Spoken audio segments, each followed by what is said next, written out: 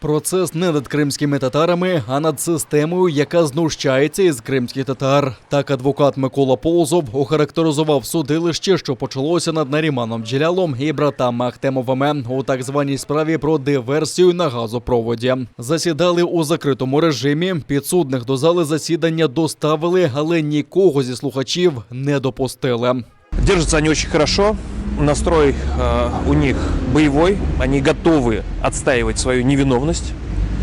И, по всей видимости, нас ожидает тяжелый, возможно, долгий, но совершенно очевидно интересный процесс, который, несмотря на то, что мы понимаем, чем он закончится, должен послужить прежде всего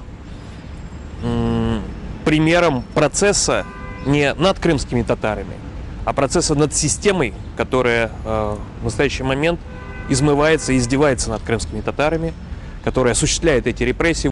На засідання окупаційного суду прийшли десятки людей, як особисто знайомі з бранцями, так і незнайомі люди. Співробітники окупаційної поліції у гучномовець почали закликати людей розходитися, інакше погрожували затримувати та складати адміністративні протоколи. Требую прекратить проведение несанкционированного мероприятия и покинуть это место. А какие у вас сведения есть, что сейчас проводится мероприятие? Повторяю, для тех, кто меня услышал. На наше утверждение о том, что никаких мероприятий не проводится, то, что мы не нарушаем никаких законов, наша полиция не реагирует и все равно снимает нас на камеры, все равно предупреждает в мегафоны, все равно подогнал автобусы для того, чтобы грузить нас. На открытый суд нас не пустили, хотели на улице поддержать, там тоже начали нас выгонять. Привезли автозак, автобусы, чтобы препятствовать нам.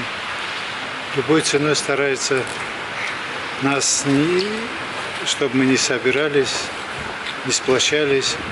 Но это не поможет, и мы все равно, как приходили, будем приходить. Тот беспредел, который сегодня происходит, просто невозможно оставаться в стороне. Мало того, что ущемляют наши права присутствовать на судебном заседании как слушатели, так они еще и запрещают просто рядом с зданием суда стоять. Этот беспредел не может оставлять равнодушным никого, поэтому сегодня я здесь. Дружини бранців на судилище також не потрапили. Вони виявили бажання бути громадськими захисниками, але їхнє клопотання окупаційний суд так і не розглянув.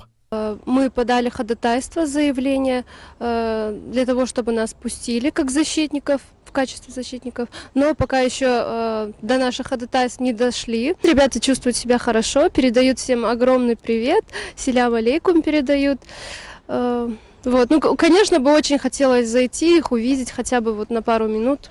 За словами адвоката Миколи Полозова, колегію окупаційних суддів очолює Віктор Зіньков. Саме він виносив вирок іншому заступнику голови меджлісу Ахтему Чийгозу, якого окупанти звинуватили та засудили за організацію масових заворушень під будівлею Кримського парламенту у лютому 2014 року на мітингу за територіальну цілісність України. Микола Полозов вимагав відведення як суддів, так і прокурорів. Нариман является первым заместителем председателя Меджлиса, и совершенно очевидно, что у судьи может быть внутреннее предубеждение в отношении органов национального самоуправления и их членов. Прокурор тоже участвовал в ряде процессов в отношении крымских татар, в частности, прокурор Лобов представлял государственное обвинение в деле против Рифата Чубарова, представлял обвинение в деле против Ленура Ислямова, которого также обвиняли в совершении диверсии. И нам стало известно, что прокурор будет не один, будет группа прокуроров, и одним из этой группы будет Анастасия Супряга, которая также ранее участвовала в деле против Ахтема Чийгоза.